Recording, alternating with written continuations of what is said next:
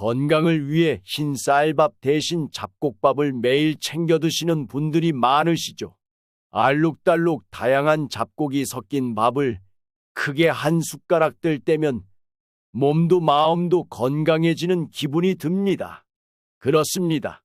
잡곡밥은 식이섬유와 비타민, 미네랄, 각종 항산화 물질이 함유되어 건강상의 이점이 많습니다.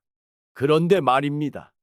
잡곡밥은 대체로 건강에 좋은 영향을 미치지만 이런 분들은 건강에 악영향을 끼칠 수도 있습니다. 어떤 분들이 잡곡밥 섭취를 피해야 하는지 하나하나 알아보겠습니다. 첫째, 신장 건강이 좋지 않은 분들은 조심하셔야 합니다. 특히 옥수수, 보리, 밀과 같이 인의 함량이 높은 곡물은 피하는 것이 좋습니다. 신장 기능이 정상적인 사람들의 경우 신장은 이러한 영양소를 적절하게 처리할 수 있습니다만 이미 신장 기능이 손상된 상태라면 다량의 인 섭취는 신장에 더 큰 부담을 주어 건강에 해로울 수 있습니다. 이런 경우 신장 기능을 고려하여 음식 섭취를 조절해야 합니다. 그렇다면 신장 건강이 좋지 않은 사람들은 왜 인이 많이 들어있는 잡곡밥이 건강에 해로울까요?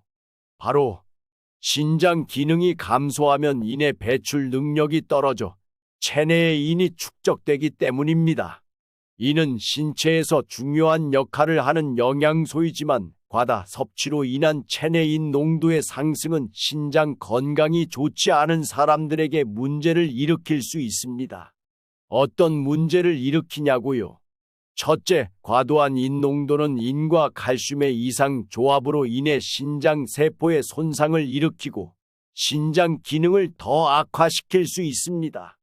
둘째, 인 농도가 높아지면 칼슘과 인의 균형이 깨져 골다공증이나 기타 골 건강 문제를 일으킬 수 있습니다. 또한 인은 혈관 내에서 칼슘과 결합하여 칼슘, 인 침착물을 형성합니다. 이로 인해 혈관 경화, 심혈관 질환 위험 증가와 같은 문제가 발생할 수 있습니다. 그런데 인 말고도 조심해야 할 성분이 있습니다. 바로 옥살산입니다. 대표적으로 쌀겨로 익숙한 미강, 신이 내린 곡물로 알려진 아라만스의 옥살산이 많이 함유되어 있습니다. 장 건강이 좋지 않은 사람들은 이러한 곡물을 피하고 옥살산 함량이 낮은 곡물로 잡곡밥을 구성하는 것을 권장드립니다. 따라서 인 함량이 높은 호밀, 보리, 밀, 옥수수와 옥살산 함량이 높은 미강, 아라만스의 섭취를 피하고 대신에 백미나 현미, 귀리, 퀴노아로 잡곡밥을 구성하는 것이 좋습니다.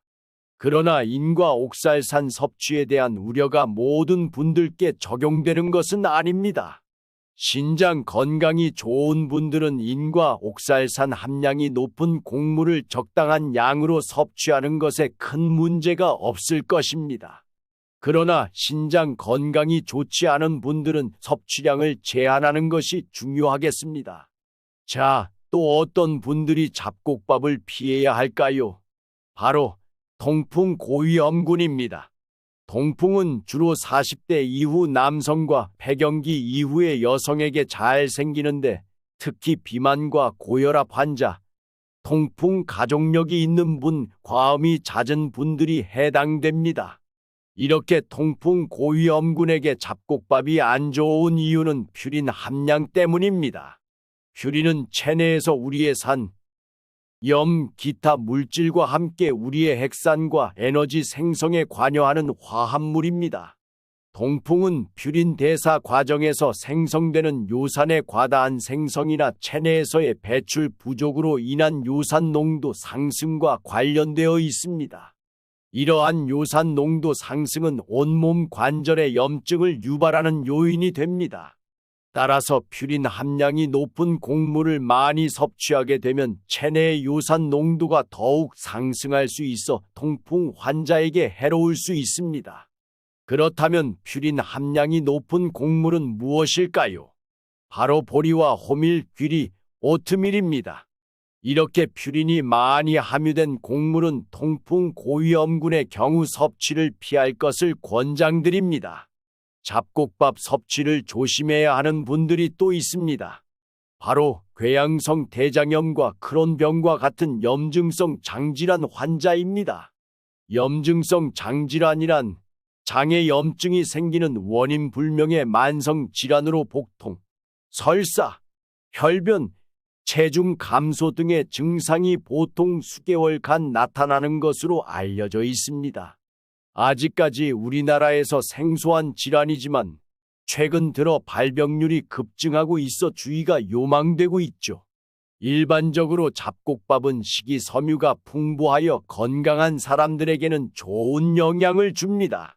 그러나 이런 염증성 장질환 환자의 경우 과다한 식이섬유 섭취는 장에 부담을 주고 증상을 악화시킬 수 있습니다. 특히 식이섬유는 장 운동을 촉진하므로 염증이 있는 부위에 자극을 주게 됩니다.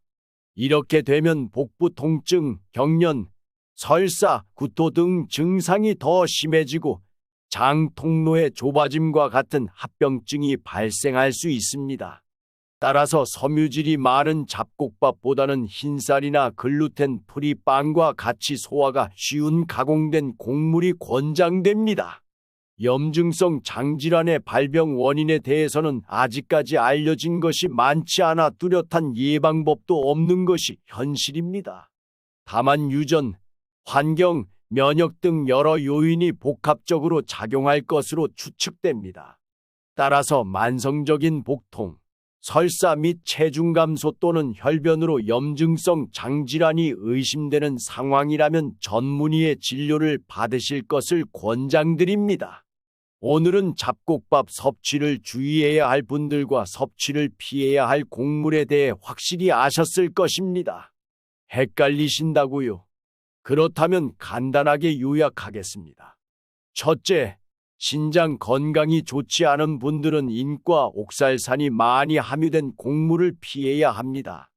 둘째, 통풍 고위험군은 퓨린 함량이 높은 곡물을 피하는 것이 좋습니다. 셋째, 염증성 장질환 환자는 과다한 식이섬유 섭취로 인한 장 자극을 피해야 합니다.